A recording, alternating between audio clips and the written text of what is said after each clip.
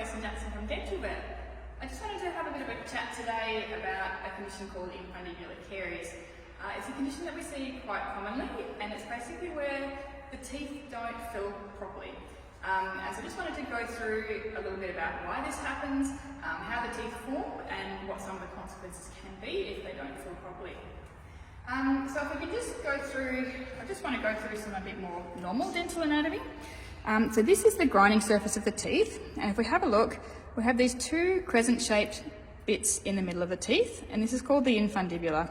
And these bits here are the pulp cavities. So underneath there are where the blood vessels and nerves are. This is the vital part of the tooth, and this is what a normal infundibula should look like, where it's got this enamel on the outside, and it should be completely filled up with cementum. Now, what quite often happens is that if these infundibula don't fill properly, we're left with basically these holes in the middle there, and then food can pack into those holes.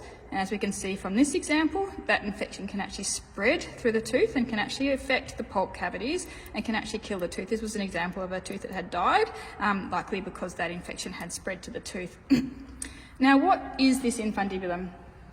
It's actually an enamel invagination within the tooth. So if we look, so this is the grinding surface of the tooth, and if we chop it down through that infundibulum and look at the tooth from the side, it's basically like a big enamel sac that goes down within the tooth.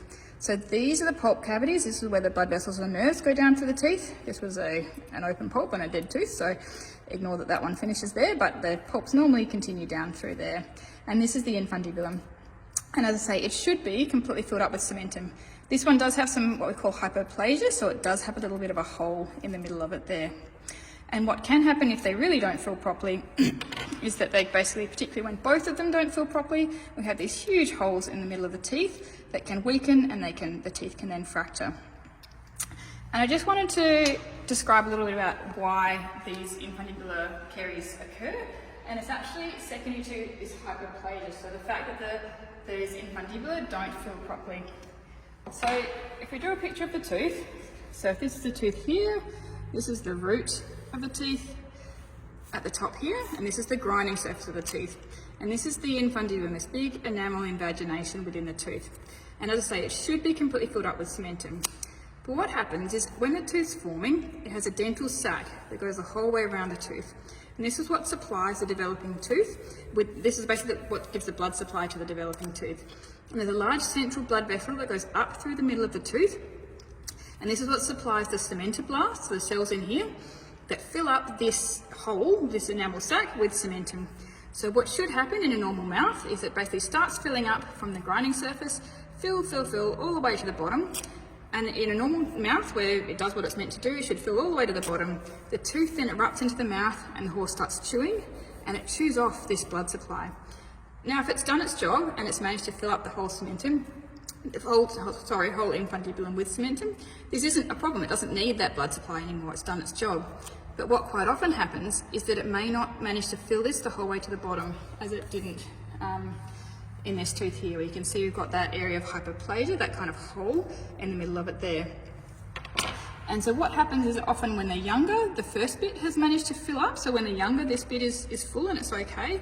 But as that tooth erupts into the mouth and the horse keeps chewing, it basically chews off that filled area and exposes this big hole in the bottom. And then food packs into this hole and rots in there. Now, as we were sort of saying before, we also have the pulp canals that come down here. And this is, as I say, with the vital part of the tooth where the blood vessels and nerves are. And if the decay sort of stays within the infundibulum, it's not too big a deal, but if it starts to spread through the dentin and actually gets into the pulp, we get infection into the pulp, as we have here, where that infection has spread, then as I say, we get infection into those pulp canals, then it will kill the tooth, unfortunately.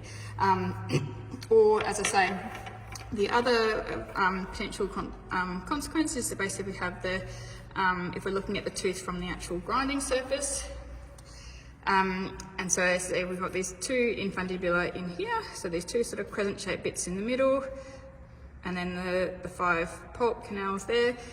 Particularly if both of these are affected, we then have a big weak spot through the middle of the tooth, and every time that horse is eating, it's basically getting more and more food wedged up into these holes, which can then basically create a big weak spot as I say, can basically, then the tooth can split in half. And unfortunately, once we get to this stage, or this stage, we have no choice but to extract the teeth. Once the tooth, once the tooth is dead, unfortunately, we do need to extract them. They're not a good candidate for doing root canals on these guys when there's already so much infection through the rest of the tooth. But if we get to them in time, we can do restorations or fillings. So that's where we clean out all of this rotten food, disinfect, and then etch and bond and fill the hole. And if you look back through some of our Facebook videos, you'll see plenty of examples where we have filled these in the restorations, how they look later on. So so hopefully that makes a little bit more sense. And if we ever tell you that your horse has infundibular caries and needs some restorations, hopefully that can help to explain what's actually going on within their teeth and why we need to do it. It's basically unfortunately it's a developmental condition that the teeth didn't fill properly and have then been left with a hole that we can fill to prevent that from deteriorating. Thanks.